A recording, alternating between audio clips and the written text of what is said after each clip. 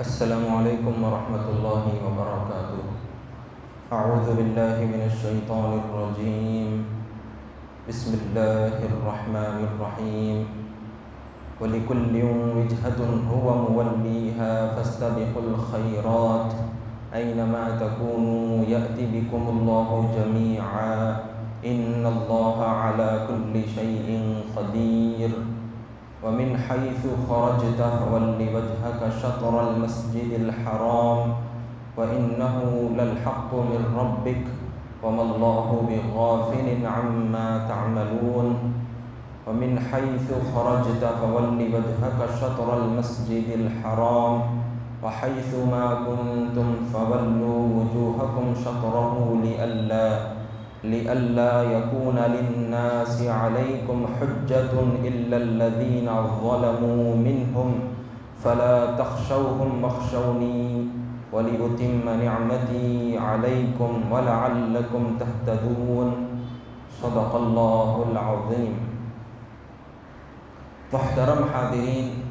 ابھی جن آیات کی تلاوت کی گئی ہے یہ دوسرے پارے سورہ بقرہ کے 18ویں رکوع کی آیتیں ہیں۔ اس سے پہلے جو مضمون ذکر کیا گیا ہے اس کے اندر اللہ سبحانہ و تعالیٰ نے قبلے کے متعلق احکامات ذکر فرمائے اور اس کے اندر حضور اکرم صلی اللہ علیہ وسلم کی شان و عظمت کو بھی ظاہر فرمایا کہ اللہ سبحانہ و تعالیٰ کے پاس حضور صلی اللہ علیہ وسلم کی دعا، حضور کی دلی مرادیں، حضور کی چاہت قابل قبول ہے، مقبول بارگاہ الہی ہے۔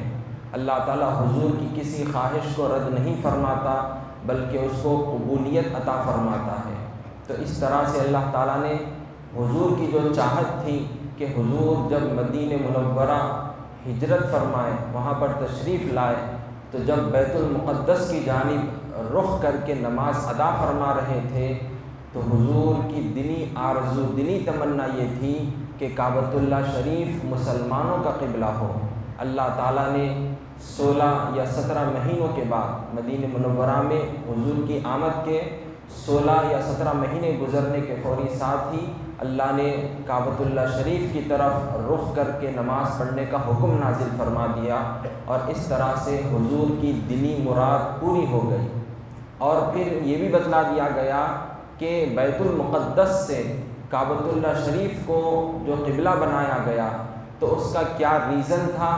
کہ بتلایا گیا کہ کھرا اور کھوٹا معلوم ہو جائے کہ کون سچا مسلمان ہے، کون حضور کی پیروی کرنے والا ہے، کون حضور کی فرما برداری کرنے والا ہے اور کون خلاف ورزی کرنے والا ہے اور کون منافق ہے۔ چنانچہ ہوا بھی یہی کہ جو حضور کے پیچھے نماز ادا فرما رہے تھے تو جب حضور اللہ کا حکم نازل ہوتے ہی رخ کعبۃ اللہ کی جانب فرما لیے تو جو سچے مسلمان تھے وہ بھی حضور کی پیروی کرتے ہوئے کعبۃ اللہ شریف کی طرف رخ کر لیے، اور جو منافق تھے وہ ظاہر ہو چکے اور اس طرح سے ان کا ایمان غارت ہو چکا اور اللہ تعالیٰ نے ان کو ذلیل و رسوا فرما دیا کہ یہ مسلمان نہیں ہے۔ الغرض اس کے بعد یہ بات ذکر فرمائی گئی کہ یہ چیزیں پچھلی جتنی کتابیں نازل کی گئی، تورات ہو یا زبور ہو یا انجیل ہو، ان کے اندر حضور کی جو صفات ذکر فرمائی گئی تھی، حضور کی جو نشانیاں بیان کی گئی تھی، تو اس میں حضور کی صفت ذوالقبلتین بھی تھی، یعنی 2 قبلوں والے نبی۔ تو یہ یہودی، یہ عیسائی حضور کے بارے میں جانتے پر بھی حق کو چھپاتے تھے، یہ حضور کی تعریفات کو لوگوں میں بیان نہیں کرتے بلکہ اس کو چھپاتے تھے۔ تو اللہ تعالیٰ نے بتلا دیا کہ ان لوگوں کا یہ عمل ایسا ہے کہ یہ بہت بڑے ظالم ہیں، ان کو حق کی باتیں معلوم ہے پھر بھی یہ لوگ چھپاتے ہیں، تو گویا یہ بہت بڑے ظالم ہیں۔ اور پھر مسلمانوں کو حکم دیا گیا کہ اللہ تعالیٰ کا جو حکم ہو مسلمانوں کو اس میں شک و شبہ ہرگز نہیں کرنا چاہیے، کیونکہ یہودیوں اور عیسائیوں نے اور مشرکین عرب نے یہ چاہا کہ قبلے کی تبدیلی کے بعد مسلمانوں کے ایمان کو کمزور کریں۔ اس طرح سے انہوں نے مسلمانوں کے سامنے قبلے کے تعلق سے طرح طرح کے اعتراضات، سوالات کیے تاکہ ان کا ایمان تذبذب میں آ جائے۔ لیکن اللہ تعالیٰ نے پہلے ہی خود ان کے اعتراضات کے جوابات دے دیے کہ چاہے کوئی بھی ڈائریکشن قبلہ بنایا جائے تو مسلمان کو اللہ کے حکم کو ماننا ہے، کیونکہ مسلمان در و دیوار کی عبادت نہیں کرتا بلکہ اللہ کی عبادت کرتا ہے، اور مسلمان اللہ کی ذات پر بھروسہ رکھتا ہے۔ اس نے اللہ سے یہ وعدہ کر لیا ہے کہ اے باری تعالی، آپ کا جو بھی حکم ہوگا میں اس کو مانوں گا اور ہمیشہ پیروی کروں گا، خلاف ورزی نہیں کروں گا۔ تو لہٰذا جب اللہ نے کعبۃ اللہ شریف کی طرف رخ کر کے نماز پڑھنے کا حکم دیا ہے تو ہر مسلمان اللہ کے حکم کی فرما برداری کرتا ہے، تعمیل کرتا ہے، خلاف ورزی نہیں کرتا۔ اب مزید آگے اللہ تعالیٰ کا فرمان سنیے کہ جو ان یہودیوں اور عیسائیوں اور مشرکین عرب نے جو قبلے کی تبدیلی کے بعد بڑا ہوا کھڑا کر دیا تھا، طرح طرح کی باتیں وہ لوگ کر رہے تھے، تو اللہ تعالیٰ مزید ان کے اعتراضات کا جواب دیتے ہوئے ارشاد فرما رہا ہے کہ وَلِكُلٍّ وِجْهَةٌ هُوَ مُوَلِّيهَا فَاسْتَبِقُوا الْخَيْرَاتِ، یعنی ہر گروہ کے لیے، ہر جماعت کے لیے ایک سمت، ایک ڈائریکشن مقرر ہے جدھر وہ عبادت کے وقت رخ کرتا ہے۔ تو مسلمانوں، تم اختلاف سمت کی پرواہ نہ کرو، نیکیوں کی راہ میں سب سے آگے نکل جانے کی کوشش کرو۔ سابقہ جیسا بات ذکر کی گئی تھی کہ حضرت آدم علیہ السلام سے لے کر حضرت موسیٰ علیہ السلام کے زمانے تک جتنے پیغمبر تشریف لائے اور وہ لوگ جب عبادت کیا کرتے اور اپنی قوم کو کیا تعلیم دیتے اور کس طرف رخ کر کے نماز پڑھتے تھے، تو حضرت آدم علیہ السلام سے موسیٰ علیہ السلام تک سب کا قبلہ کعبۃ اللہ شریف تھا۔ تو ہر قوم کے لیے اس زمانے میں کعبۃ اللہ شریف ان کا قبلہ تھا۔ اب پھر جب موسیٰ علیہ السلام آئے، بنی اسرائیل جو تھی قوم، تو موسیٰ علیہ السلام سے لے کر حضرت عیسیٰ علیہ السلام تک یہود و نصارہ، عیسائی، یہ بنی اسرائیل، ان تمام کا قبلہ بیت المقدس قرار دیا گیا۔ تو اب جب امت محمدیہ صلی اللہ علیہ وسلم جب تشریف لائی، یعنی اللہ تعالیٰ نے جب خاتم النبیین صلی اللہ علیہ وسلم کو دنیا میں بھیجا،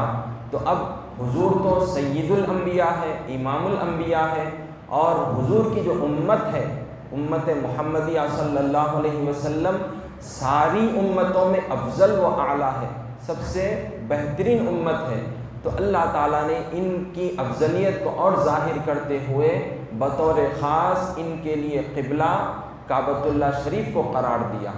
کیونکہ یہ بھی بتلانا مقصود تھا کہ اب تک جو نبوت و رسالت بنی اسرائیل میں چلی آ رہی تھی، کیونکہ ہزارہا پیغمبر بنی اسرائیل میں تشریف لائے، تو اب اللہ تعالیٰ نے بتلایا کہ اب نبوت و رسالت کا سلسلہ بنی اسرائیل سے ہٹ کر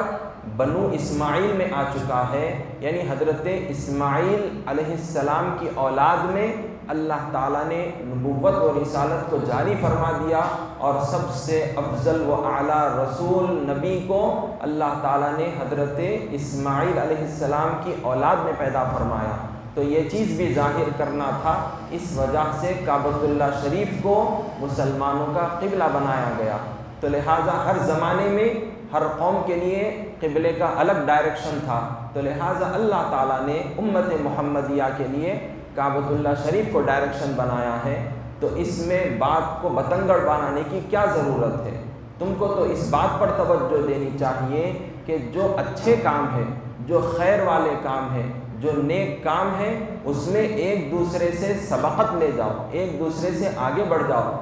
اب یہ جو تم سوالات، اعتراضات کر رہے ہو، اس سے کوئی تم کو فائدہ نہیں ہوگا، اس سے کوئی چیز تم کو حاصل نہیں ہوگی۔ تو اللہ تعالیٰ ان کو حکم دے رہا ہے کہ تم نیکیوں میں ایک دوسرے سے آگے نکل جاؤ۔ اب نیک کام کیا کیا چیزیں ہیں، اللہ تعالیٰ نے وہ ساری باتیں ذکر فرما دی ہیں۔ اب اس کے تحت ہمارے لیے کچھ نصیحتیں ہیں کہ اب ہم اپنے اعمال کو دیکھیں اور صحابہ کرام رضی اللہ عنہم اجمعین کی صفات کو دیکھیں، تو ہم کو پتہ چلتا ہے کہ اللہ تعالیٰ نے جب یہ آیتیں نازل فرمائی اور پھر ان کا کس طرح کا عمل رہتا صحابہ کا، تو ہم کو غور کرنا چاہیے اور اپنے آپ کو سدھارنا چاہیے۔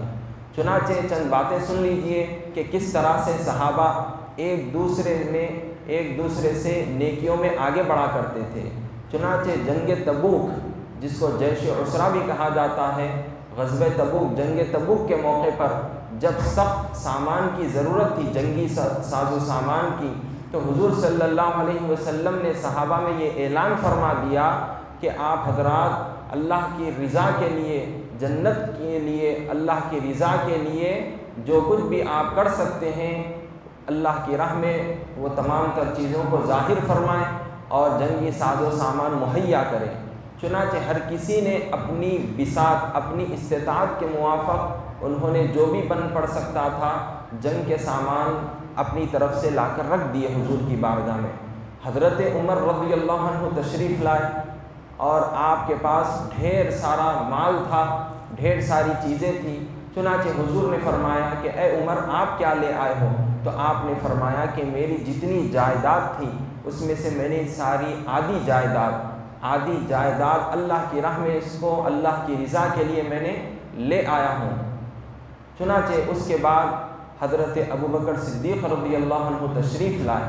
آپ کے پاس جب آپ آ رہے تھے سامان کے ساتھ، آپ کا لباس ایسا تھا کہ آپ کے کپڑے جو تھے اس کو بٹنز بھی نہیں تھے بلکہ ببول کے کانٹے لگے ہوئے تھے۔ چنانچہ جب وہ چیزیں حضور کی بارگاہ میں لا کر رکھ دیے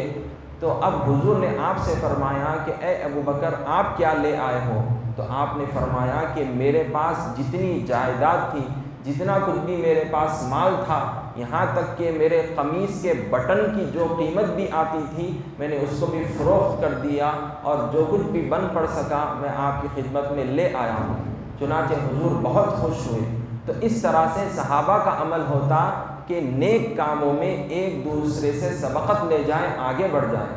تو اس طرح سے حضرت ابوبکر صدیق رضی اللہ عنہ سارے صحابہ میں سب سے زیادہ آگے نکل گئے نیک کاموں میں۔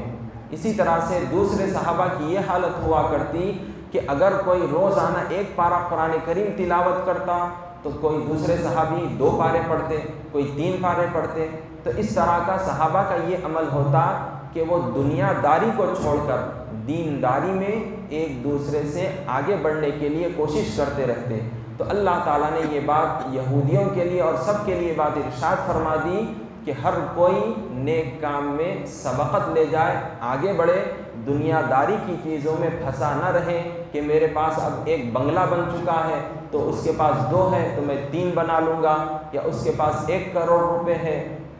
تو میں 2 کروڑ روپے بنا لوں گا۔ تو یہ فکر مسلمان کو نہیں ہونی چاہیے، بلکہ مسلمان کو یہ فکر ہونی چاہیے کہ وہ مسلمان، وہ دینی بھائی میرا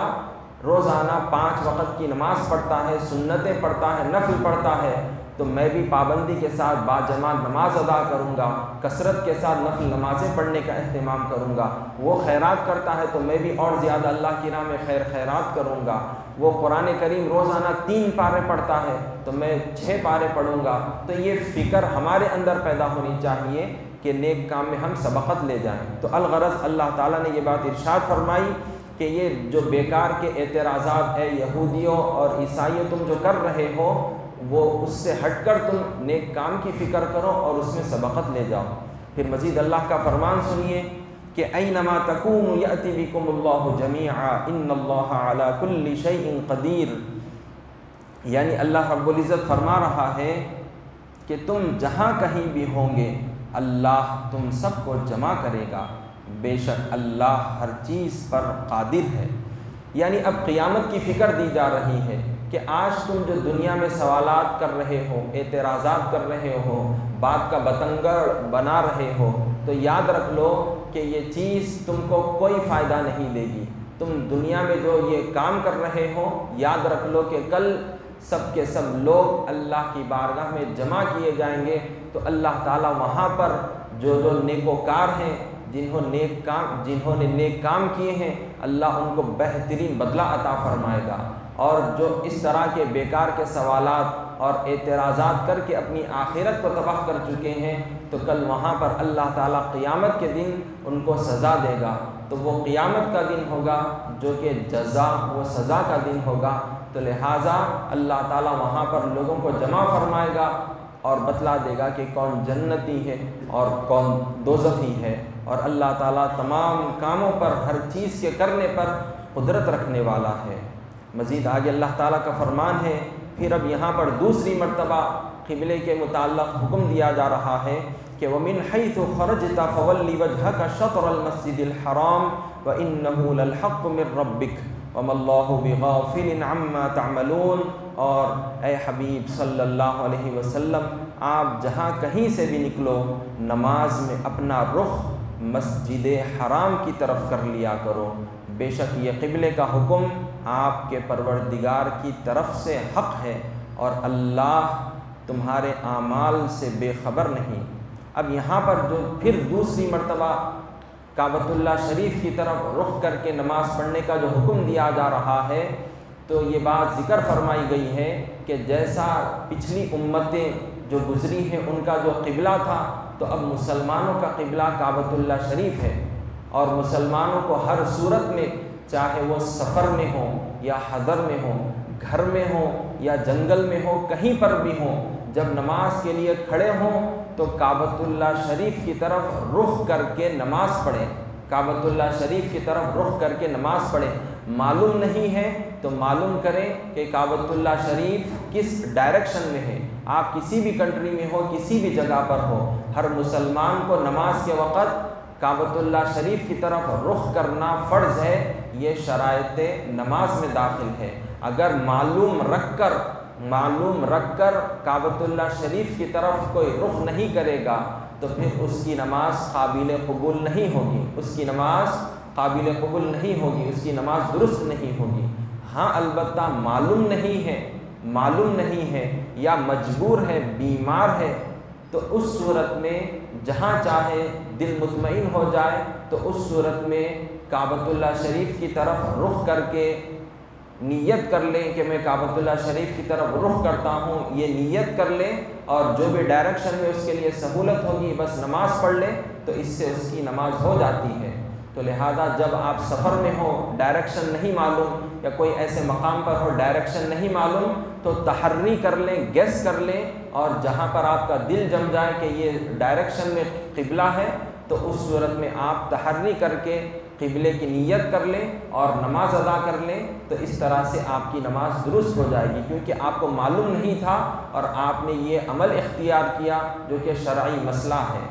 اور اس طرح سے اللہ تعالیٰ نے جو سابق میں بتلایا کہ فَلِلَّهِ الْمَشْرِقُ وَالْمَغْرِبُ، کہ مشرق اور مغرب اللہ ہی کے لیے ہے۔ بہرحال مزید آگے بھی اور قبلے کے تعلق سے چند اہم باتیں ہیں، اس کو آئندہ ذکر کیا جائے گا۔ وصلی اللہ تعالیٰ وسلم علی خیر خلقہ سیدنا محمد وعلی آلہ وصحبہ۔